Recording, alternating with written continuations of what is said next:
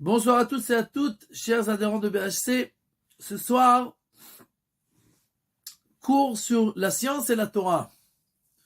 Est-ce que la science et la Torah sont-ils compatibles?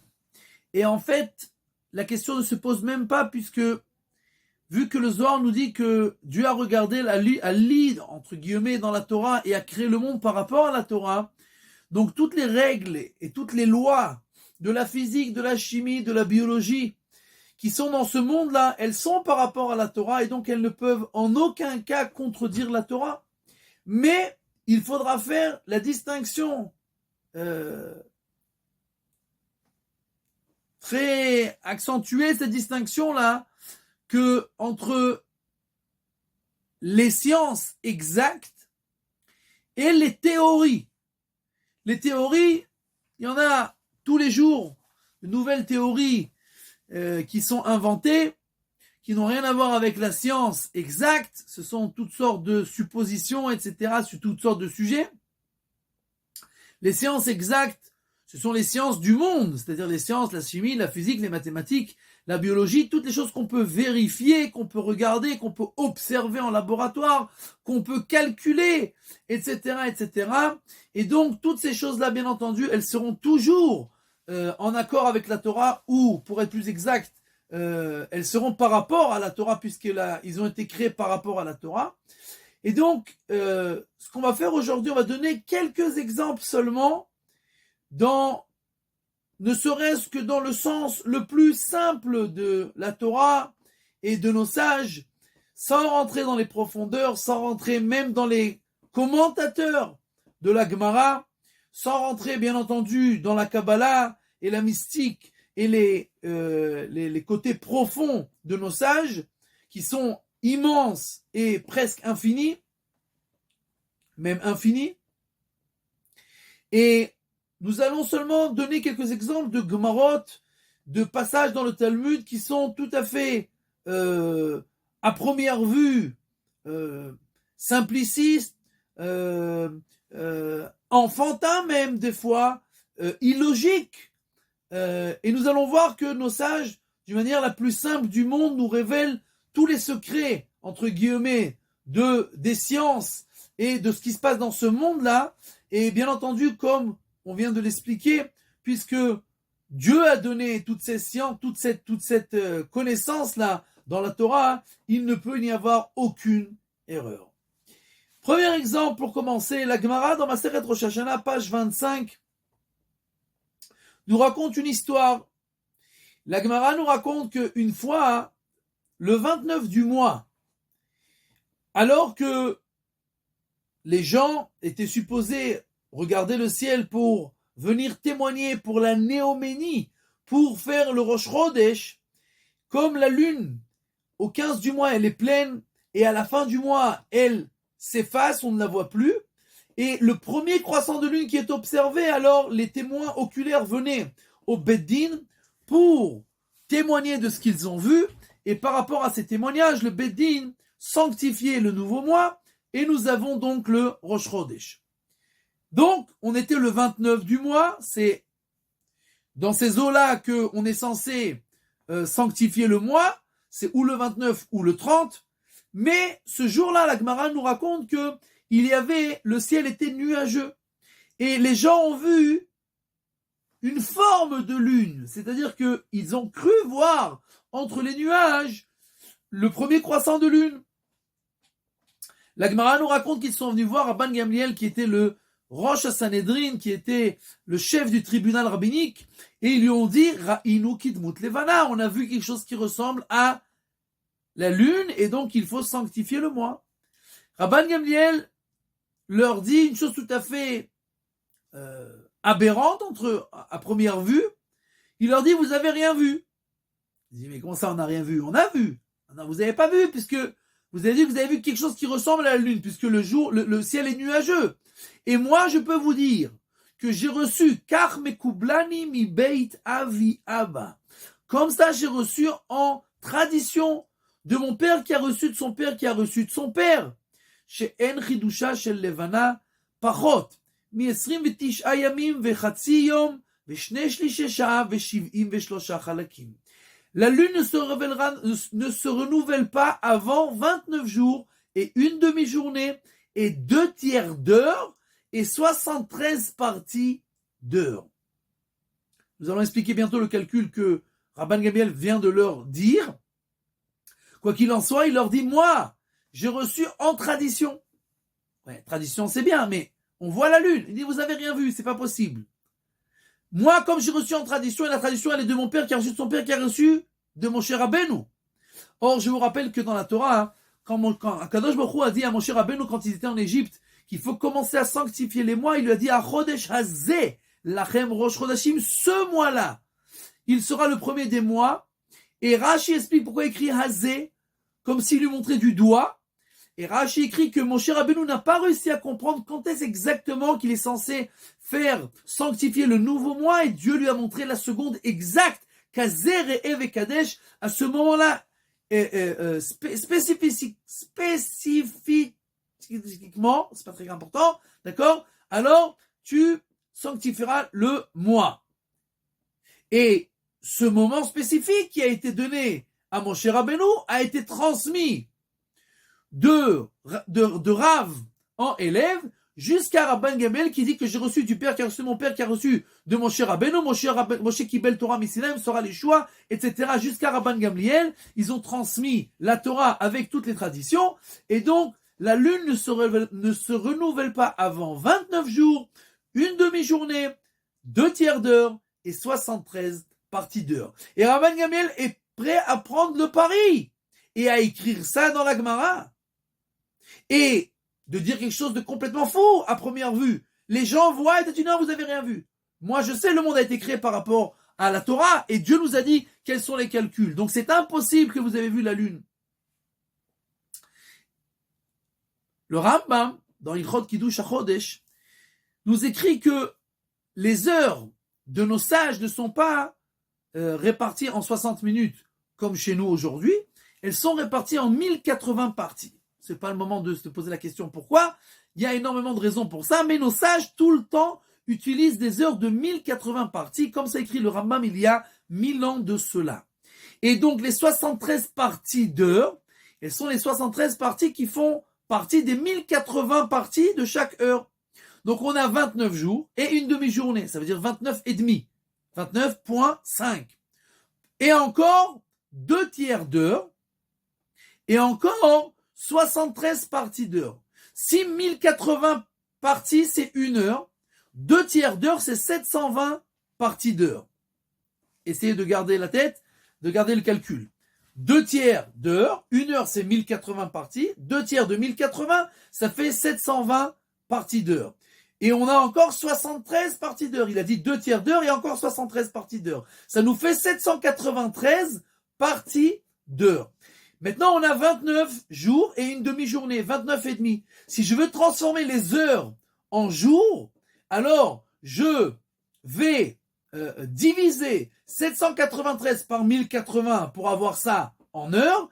Et après, je vais diviser ça par 24 pour avoir ça en jours. Et après, je vais rajouter ce chiffre à 29,5. Puisque j'ai 29 jours, une demi-journée, et les heures, je les transforme en parties de journée. Donc, 793 divisé par 1080, et ce chiffre-là, je le divise par 24, et on obtient le chiffre 0.03059. Je rajoute ça à 29.5, et j'arrive au chiffre tout à fait étonnant de 29.53059. C'est-à-dire que Rabban Gamliel nous dit un chiffre qui est tout à fait inconcevable pour cette époque. Il nous dit que la lune ne se renouvelle pas avant 29 jours, point 53059 jours. C'est-à-dire partie de jour. Puisqu'on est 29 et demi plus des broutilles, des parties d'heures. Et si on traduit tout ça en journée, c'est 29.53059. Donc, Rabban Gamliel nous donne un chiffre au millième de seconde. Pourquoi tu fais ça? Tu peux dire tout simplement que tu as reçu en traduction, c'est 29,5 à peu près. Tu donnes un chiffre pareil, tu prends un risque fou. Parce que peut-être dans 10 ans, peut-être dans 100 ans, peut-être dans 1000 ans, peut-être dans 2000 ans, quelqu'un va envoyer un satellite pour vérifier exactement combien de temps prend le tour que la Lune fait autour de la Terre. Et alors, on va peut-être arriver à des conclusions tout à fait différentes. Alors, pourquoi tu fais ça? D'accord? Mais Rabban Gamliel dit, j'ai pas peur, puisque j'ai reçu ça en traduction, et la traduction, elle est de Moshe Rabbeinu, et Moshe Rabbeinu a reçu de Dieu, et Dieu a créé le monde par rapport à la Torah. Donc, c'est obligé que ce chiffre-là, il soit tout à fait exact. 29.53059. 1963, nous passons 2000 ans après, pratiquement, ce chiffre fou qu'a donné Rabban Gamliel dans la Gemara, il y a à peu près 2000 ans. Et la NASA, on dit NASA en français, la NASA. Alors, aux États-Unis, le premier satellite qui sort du globe terrestre pour aller vérifier combien de temps le mois de la Lune, c'est-à-dire combien de temps le tour que fait la Lune autour de la Terre, ça prend. Et la NASA arrive au chiffre tout à fait extraordinaire de 29.5308588. Je vous rappelle que la Gemara nous a donné le chiffre de 29.53059. Là, on a 29.530.588. 2 millièmes de seconde. Bien entendu, on peut dire que la Gemara a arrondi.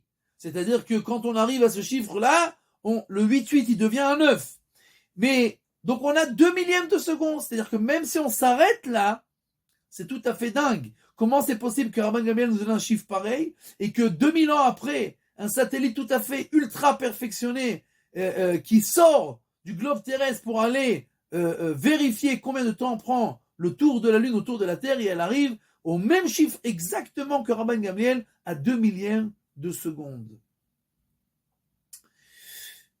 Mais tout cela n'est que, à peu près, quelques années plus tard, l'Allemagne envoie un nouveau satellite, encore plus perfectionné, et qui pointille encore plus les chiffres et qui arrive au chiffre de 29.530.589.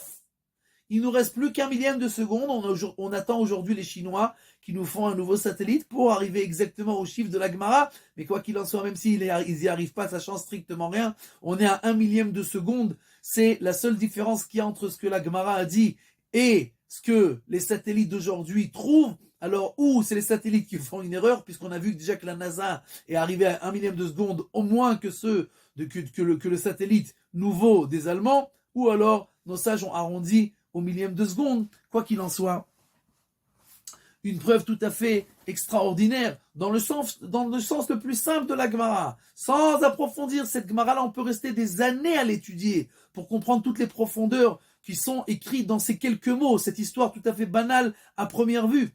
Mais nous voyons que même dans le sens le plus simple, l'écorce seulement de ce fruit extraordinaire qui est le Talmud, nous voyons déjà tous les mystères de la création qui sont en parfait accord avec les sciences modernes. Prochain exemple. La Gemara dans Masechet Brachot, page 32, nous raconte une histoire encore une fois bizarre, mais alors plus que bizarre. Les Bnei Israël, une fois, ont pleuré devant Akadosh Baruch Hu et lui ont dit, écoute, Vatomer Tzion azavani Adonai v'Adonai shechechani atishkach isha ula, un homme qui divorce et qui prend une nouvelle femme, il oublie complètement sa première femme. Non, toi tu nous as et abandonnés et oubliés. Tu nous as sortis en exil et tu nous as complètement oubliés. Et Dieu répond. Bien entendu, c'est un dialogue qui ne s'est pas passé. C'est un dialogue que nos sages nous rapportent pour nous donner, pour nous véhiculer une certaine idée, je ne sais pas laquelle pour l'instant, mais c'est ce que nous racontent nos sages. Et nos sages nous disent que Dieu a répondu au peuple juif, écoute, j'ai créé les 13 astres du zodiaque. Sur les 12 astres du zodiaque. sur chaque astre, j'ai mis 30 planètes. Et sur chaque 30 planètes, j'ai remis encore 30 planètes. Et sur chaque 30 planètes, j'ai remis encore 30 planètes. Et sur chaque planète, j'ai remis encore 30 planètes. Et sur chaque planète, j'ai remis 360 milliards de planètes. Et tout ça, je l'ai créé spécialement seulement pour toi. Et toi, tu dis que moi, je t'ai oublié? Qu'est-ce que cette histoire vient nous raconter? Je vous rappelle que jusqu'il y a à peu près 300 ans, les premiers télescopes qui ont été inventés dans ce monde-là, Galiléo, le monde était sûr qu'il y a seulement 30 000 étoiles dans le ciel. On a des cartes du ciel de l'époque. Tout simplement, les scientifiques prenaient le ciel, ils ont vu que ça bougeait, ils faisaient des carrés et ils dessinaient les étoiles et ils comptaient. Et on est arrivé à un maximum d'à peu près 30 000 étoiles qu'il y a dans le monde, puisque la science ne croit que ce qu'elle voit, et on n'est pas censé savoir qu'il y a autre chose que ces petits points lumineux que nous voyons dans le ciel. Il n'y a pas de satellite, il n'y a personne qui est sorti en dehors, qui sait c'est quoi ces points lumineux, qui sait c'est quoi les étoiles, qui sait c'est quoi les astres, on ne sait rien. Jusqu'à il y a 300 ans, qu'on a commencé à voir des choses plus précisément, on a compris qu'il y a beaucoup plus que 30 000 étoiles, et que ces étoiles, ce sont des grosses planètes, etc., etc., etc. Quoi qu'il en soit, hein, la Gemara nous dit, écoute, Akadosh Baruch Hu dit au peuple juif, écoute, toutes les étoiles que j'ai créées dans le ciel, je les ai créées pour toi. Et tu veux savoir combien il y a d'étoiles dans le ciel? Il y en a 12, fois 30, fois 30, fois 30, fois 30, fois 30, fois 365 milliards. Ça veut dire 1,06434000000018. Je ne sais pas si vous captez ce que ça veut dire. Ça veut dire que si on transforme ça en chiffre avec puissance, on est à 10 puissance 18. 10 puissance 18. C'est un nombre qui n'a pas de chiffre. On peut pas l'appeler. C'est un nombre tout à fait astronomique. Astronomique. Comment nos sages savaient-ils qu'il y a tellement d'étoiles dans le monde? Alors, si vous ouvrez une encyclopédie en ligne, Britannica Online, je vous lis ce que nous trouvons là-bas, sur ce que nous savons aujourd'hui du nombre d'étoiles qu'il y a dans le monde, dans l'univers. Je vous lis la phrase qui est écrite dans cette encyclopédie en ligne. The number of the stars in the universe today is approximately 1 on 18,0. Le nombre d'étoiles qu'il y a dans l'univers aujourd'hui est connu approximativement de 1 et 18 zéros. C'est-à-dire que la Gemara nous donne le chiffre exact, puisque là-bas dans la Gemara c'est 1.064.340, etc., etc. Mais c'est exactement le même chiffre que nous savons aujourd'hui du nombre d'étoiles qui sont dans l'univers, des milliards et des centaines de trilliards et de trilliards d'étoiles qui sont dans l'univers, et toutes ces étoiles-là, Dieu nous dit il y a 2000 ans, la Gemara nous raconte ça il y a 2000 ans, ont été créées spécialement et seulement pour le peuple juif. Encore une fois, cette Gemara-là, il y a des profondeurs extraordinaires. Cette histoire-là, elle nous parle de mystique et de Kabbalah avec des niveaux tout à fait extraordinaires de compréhension, mais nous ne rentrons dans rien, seulement l'écorce, seulement la compréhension simple de cette histoire-là, et nous voyons déjà que le monde entier, toute la science et toutes les connaissances de ce monde-là sont déjà dans la Torah. Nous continuons avec le prochain exemple. La Gemara, dans Masechet Shabbat, page 132, nous dit que nous savons bien que nous avons l'obligation de faire la circoncision le 8e jour. Et la Gemara, dans les versets, il est écrit 3 fois Bayom Hashmini, le 8e jour. Le 8e jour, le 8e jour.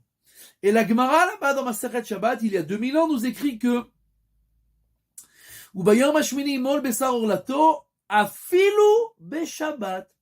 Même si le 8e jour, il tombe Shabbat, on fait la Brit Mila. Et nous savons bien que, aujourd'hui aussi, un enfant qui naît un Shabbat, on lui fera la Brit Mila le Shabbat. On ne parle pas d'une Brit Mila qui a été repoussée. Une Brit Mila qui est en son temps. Le 8e jour, on la fera Shabbat. La Gemara nous dit Ubayom Hashmini, le 8e jour. La Torah nous répète ça 3 fois pour te dire plusieurs enseignements, mais un des enseignements, la Gemara nous dit Afilu Beshabbat. Même si la Brit Mila tombe Shabbat, alors on fait la Brit Mila Shabbat. Et la question est de savoir pourquoi. Qu'est-ce qui a besoin de transgresser Shabbat? De faire la circoncision, ça veut dire couper et sortir du sang. De sortir du sang Shabbat, c'est un Issour Torah, c'est un Issour grave. De la manière qu'on n'a pas le droit de faire la shrita, l'abattage rituel Shabbat, ou de faire n'importe quelle blessure Shabbat. C'est un Issour Torah. C'est un Issour, quelqu'un qui fait ça intentionnellement, on le lapide. Pourquoi la Torah nous permet-elle de faire la circoncision Shabbat? Nous, par exemple, quelqu'un qui fait la circoncision le 7e jour, ça marche pas. Il s'est pas rendu quitte, il doit la refaire. D'accord? Enfin, il doit la refaire. Il doit sortir une goutte de sang le 8e jour. Quelqu'un qui a fait le 9e jour, il s'est rendu quitte. Pourquoi la Torah ne nous laisse pas faire quand ça tombe Shabbat? On fait le 9e, le 10e, le 11e. Quand est-ce qu'on peut le faire? Qu'est-ce qui a besoin de permettre spécifiquement de transgresser Shabbat pour faire la Brit Mila, même le 8e jour alors que ça tombe Shabbat? Pourquoi il y a besoin de permettre ça? Mais la Gemara nous dit non. Si c'est le 8e jour, tu fais Shabbat. Le 9e, non. C'est repoussé, non. Mais le 8e, oui. Alors, les médecins qui sont parmi nous, et ceux qui ne sont pas médecins pourront aller vérifier dans les encyclopédies médicales. Nous avons dans notre corps toutes sortes de substances qui nous aident à vivre. Une de ces substances, ce qui s'appelle la prothrombine. La prothrombine, c'est ce qui permet au sang de coaguler. C'est-à-dire, ce sont une sorte d'enzymes qui permettent, quand on se coupe, que le sang coagule et alors l'endroit se referme et cicatrise. Ce prothrombine-là, il est créé par le foie. Or, quand un bébé est né, alors son foie ne marche pas, ne fonctionne pas encore. Seulement après que le bébé commence à respirer et à faire travailler son corps, petit à petit, le foie commence à travailler et à créer ses prothrombines. À la naissance, il a des prothrombines qu'il a reçues par le cordon ombilical de sa mère, mais en petite quantité. 1 jour, 2 jours, 3 jours après la naissance, on est pratiquement à 0 puisque la mère ne transmet plus par le cordon ombilical, le foie ne travaille pas encore, donc on descend très bas dans ces enzymes de coagulation. À partir du 3e jour, le foie commence à faire son travail et il commence à créer des prothrombines. Maintenant, il commence à créer, et en fait, si on prend un schéma des jours et on fait une courbe, alors on verra les prothrombines qui montent, le 4e, le 5e, le 6e, le 7e jour. Et au 8e jour, on a dans notre corps 100% de prothrombines par rapport à ce qu'on a toute notre vie. Mais des fois, ça monte et ça descend par rapport à ce qu'on est censé avoir dans notre corps. Il y a des baisses de taux de coagulation et il y a des hausses. Le seul jour dans la vie d'un homme où l'homme arrive à 110% de prothrombine, c'est le 8e jour. Le foie crée des prothrombines, il continue. On arrive à 110% et la courbe redescend au 9e jour à 100%. Or, nous savons très bien que la Gemara nous dit Vachai Bahem, que nous devons faire tout pour que la Torah, chas v'shalom, ne vienne pas en contradiction avec la vie. Et que si on a un danger, ou un cas de pikuach nefesh, où on est censé transgresser la Torah, ou même le Shabbat, alors si on a la possibilité de sauver une vie, ou même d'avoir plus de chances de sauver la vie, alors on transgresse Shabbat, puisque la Torah a été donnée pour vivre. La Torah vient, elle te dit, sache, tu feras la Brit Mila le 8e jour, même si c'est Shabbat. Pourquoi ? Parce que c'est le jour dans ta vie, le seul jour dans ta vie, où tu as 110% de taux de coagulation, et donc tu as le plus de chances que la Brit Mila, la circoncision, qui est un acte chirurgical, elle se passe comme il faut. Le 9e jour, ça ne change déjà plus rien, donc tu ne transgresses pas Shabbat. 9e, 10e, après que ça a été repoussé, ça ne change plus rien. On est toujours à 110%. Le 7e jour, tu ne peux pas faire, parce qu'au 7e jour, on n'est pas encore à 100%. Et bien entendu, pas à 110%. Donc le 7e jour, tu ne fais pas. Le 8e jour, tu le fais même Shabbat, parce qu'on est à 110%. 9e, et après, tu fais plus Shabbat, puisque ça change déjà plus rien. N'importe quel jour, ce sera à 100%, tu feras le jour où tu es, mais pas Shabbat. Encore un exemple tout à fait extraordinaire, où nous voyons, où nos sages nous donnent des dévoilements extraordinaires de toutes les connaissances scientifiques qui sont l'intérieur de ce monde-là, les choses les plus cachées et les plus inconnues. Tout est écrit d'une manière la plus simple dans la Gemara. 1790, un grand homme est décédé, Benjamin Franklin. Benjamin Franklin est décédé en 1790, et quelques années auparavant, il était l'inventeur de ce qui s'appelle aujourd'hui le paratonnerre. Tout à fait extraordinaire. Nous savons aujourd'hui que dans tous les endroits où il y a des chances ou des risques, des dangers, où le tonnerre frappe, la foudre frappe certains endroits, alors, à cause de cette invention géniale de Benjamin Franklin, qui a en fait découvert que si on met une tige de fer dans des endroits qui sont plus hauts, il a découvert ça avec comment on appelle ça, un fifone, un cerf-volant, d'accord, il jouait avec un cerf-volant pendant qu'il y avait des éclairs et que l'éclair s'est accroché au sommet du cerf-volant, et alors il a découvert en fait que les éclairs sont attirés par le fer, des tiges de fer qui donc aujourd'hui on les met dans tous les grands immeubles, dans les avions, etc., sur la queue de l'avion, etc., pour que si déjà la foudre elle frappe là-bas, en lieu de frapper le cœur de l'avion ou de l'immeuble, etc., alors on frappe cette chose-là et comme ça on sauve ce qu'on peut sauver. Extraordinaire. Cette invention-là a à peu près 250 ans, Benjamin Franklin. Comme ça, il est écrit dans tous les livres d'histoire et de science. Or, si nous ouvrons la Gemara, il y a 2000 ans de cela, dans la Tosefta. La Tosefta dans Masechet Shabbat, le 6e chapitre, Halacha 19. La Gemara, la Tosefta là-bas nous raconte, ce qui est encore, Tosefta c'est même avant la Gemara, c'est-à-dire il y a plus de 2000 ans. Et la Tosefta nous raconte toutes sortes de choses que les Émoréens, les idolâtres faisaient, et qu'on n'a pas le droit de faire, parce que ça peut ressembler à de l'idolâtrie.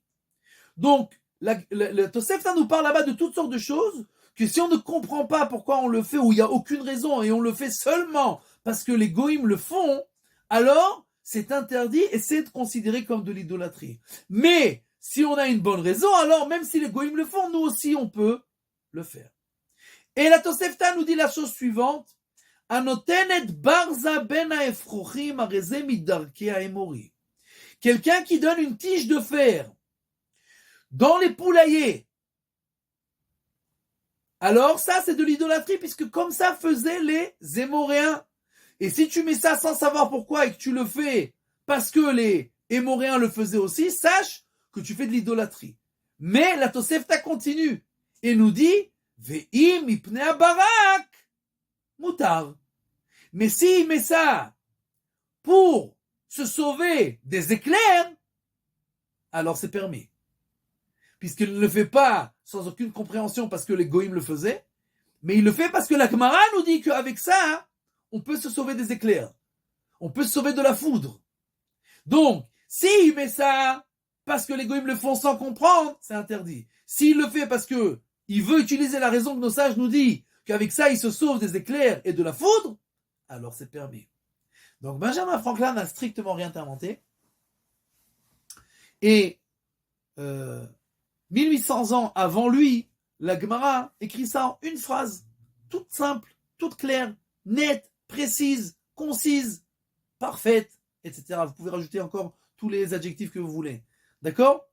Et donc, encore un exemple tout à fait extraordinaire. Continuons.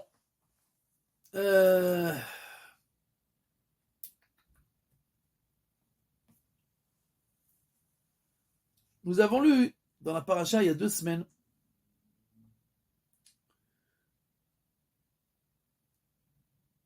que Abraham Avinu attendait les invités. Et Dieu, qui voulait qu'il n'ait pas la vie dure, a fait en sorte qu'il n'y ait pas d'invités. Comment il a fait ça, Dieu? Il a écrit dans Rashi, Otsi Chama Minartika. Dieu a sorti le soleil de son étui. Chama c'est le soleil, Minartika. Nartik, c'est un étui, une enveloppe. Retenez bien ce mot, Nartik, un étui. Et quand il a sorti le soleil de son étui, alors il a fait très très chaud. Et personne n'était dehors, bien entendu, puisqu'il faisait très chaud. Et le Navi, le prophète, nous dit qu'à la fin des temps, il va y avoir un jour où le monde va être comme un four. Et nos sages dans la Gemara nous disent que les Atid Lavo, à la fin des temps, Dieu va de nouveau faire sortir Chama Minartika, le soleil de son étui, et il va faire la justice avec le soleil. Le soleil aurait donc un étui. David Ameller déjà nous dit la Shemesh Sam Ohel Baem. Le soleil a une sorte de tente. Et nos sages appellent ça un étui. Si on ouvre le livre Tzva Shamayim, professeur Vidal a écrit plusieurs livres sur l'astronomie et il nous décrit le schéma du soleil comme il est connu aujourd'hui. Le soleil, il a 3 parties. Le noyau, l'écorce, ce qui recouvre le noyau, et tous les gaz qui sont autour du soleil. Dans le noyau, la température arrive à 15 millions de degrés Celsius. C'est pas mal. 15 millions de degrés Celsius.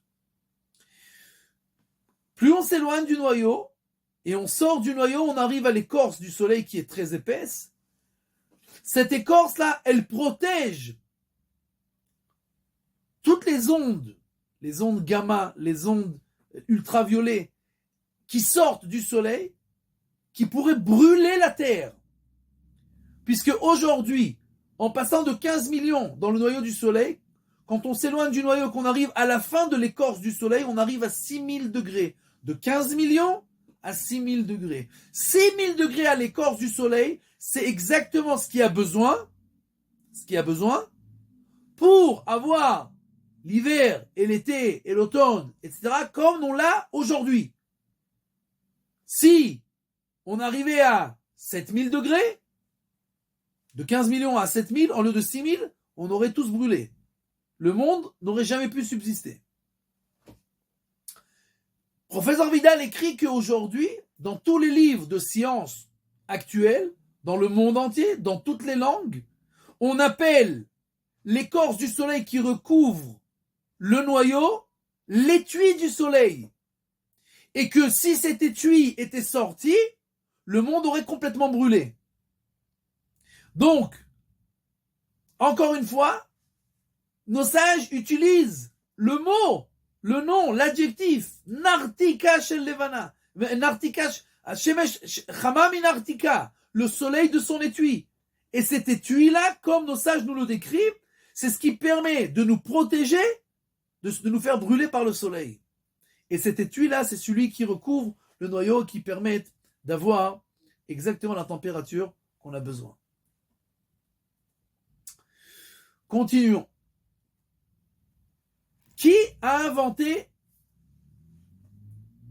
le vaccin contre la rage? Alors, nous savons tous que Louis Pasteur, d'accord, c'est lui qui a inventé le vaccin contre la rage. C'est ce que ça, tout le monde nous raconte en tout cas, et c'est ce qui est écrit dans les bouquins. Il y a un livre qui a été écrit par le cousin de Pasteur, qui s'appelle Mavo Sheharim, porte l'introduction je ne sais pas exactement traduire ça en français, introduction aux introductions de science.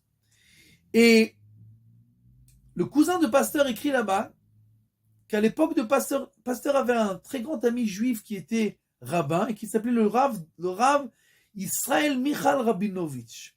Le Rav Israël Michal Rabinovitch avait commencé à traduire le Talmud en français.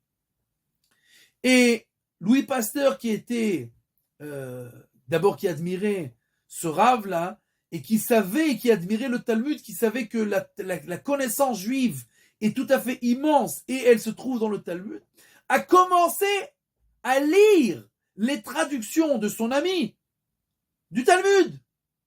Et un jour, il arrive, Masechet Yuma, page 84, tout le monde peut ouvrir la Gemara aujourd'hui et savoir exactement ce qui est écrit là-bas. Des Gemarot, on en a de 500, 600, 700, 800 ans, d'accord, qui sont encore aujourd'hui, et nous voyons le même texte exactement, rien n'a été changé, il n'y a pas un iota de ces Gemarot qui ont été écrites il y a 2000 ans.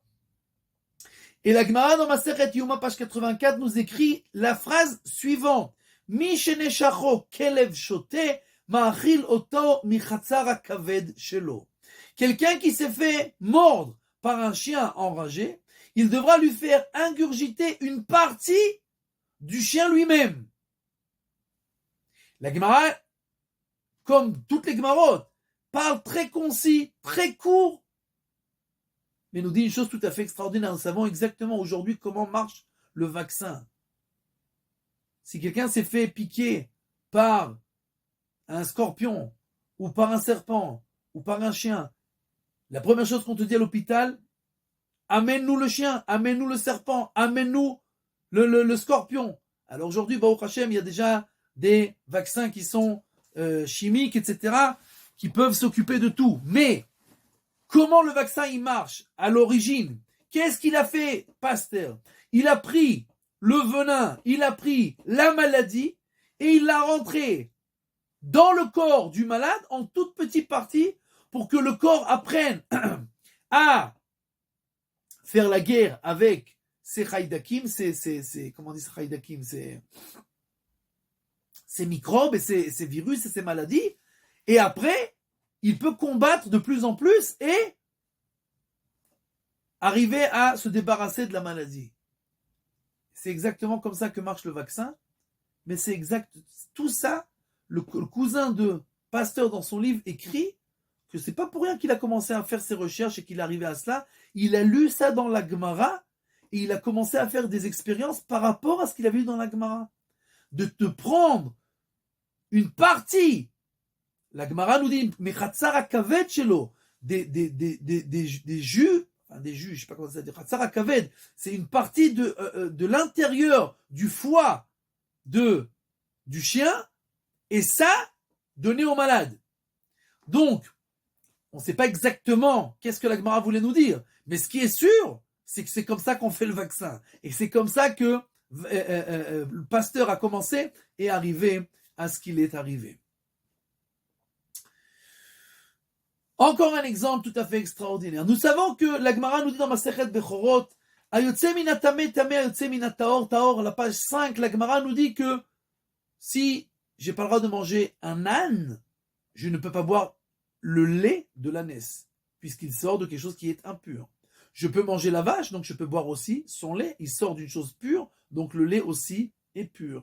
Et ça, c'est la règle. La Gemara nous dit, tout ce qui sort des animaux, si l'animal est pur, alors ce qui sort de lui est pur. Si l'animal est impur, ce qui sort de lui est impur. C'est une règle tout à fait simple et tout à fait compréhensible, puisque si l'animal lui-même il est impur, donc tout ce qui sort de lui a été confectionné, a été créé a été fait par ce corps impur, donc c'est des particules qui sont impures, qui sont devenues du lait, mais du lait qui a été fait par des particules d'un corps qui est impur, donc on n'a pas le droit de le boire. Ça, c'est la règle. Mais nous savons qu'il y a une exception tout à fait extraordinaire. Le miel. Le miel est fait par les abeilles. Or, les abeilles, c'est quelque chose qui est tout à fait impur, on n'a pas le droit de manger des abeilles. Les abeilles prennent le pollen, le rentrent dans leur corps, comme la vache le fait avec l'herbe, etc. Et de l'autre côté sort du miel. De l'autre côté sort du lait.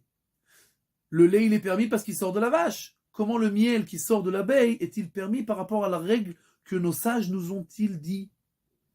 Et nos sages nous posent la question eux-mêmes dans Masechet Bechorot, là-bas, dans la page 7, 2 pages plus tard, et nous disent qu'une phrase, à première vue, pas compréhensible, Dvash dvorim mutar, mipne shemachnisot oto legufan, ve'en mematzot oto migufan. Nos sages nous disent, sache que le miel des abeilles est permis, parce qu'elles le rendent dans leur corps, mais elles ne le font pas de leur corps. Incompréhensible. Si d'un côté rentre du pollen et de l'autre côté sort du miel, il a été confectionné par l'abeille. Il est rentré dans son corps et il a été fait par son corps. C'est impossible que ça soit permis. Or, la Gemara nous dit cette phrase tout à fait stouma, cachée, voilée. On ne comprend pas ce que la Gemara elle dit. Mais quoi qu'il en soit, la Gemara le dit. Et elle nous dit que c'est permis de manger du miel. Aujourd'hui, nous savons d'une manière tout à fait claire, nette et précise comment le miel est fait. Alors d'abord, il faut savoir que les abeilles ont 2 estomacs. Les estomacs avec lesquels elles vivent elles-mêmes et l'estomac avec lequel elles font le miel.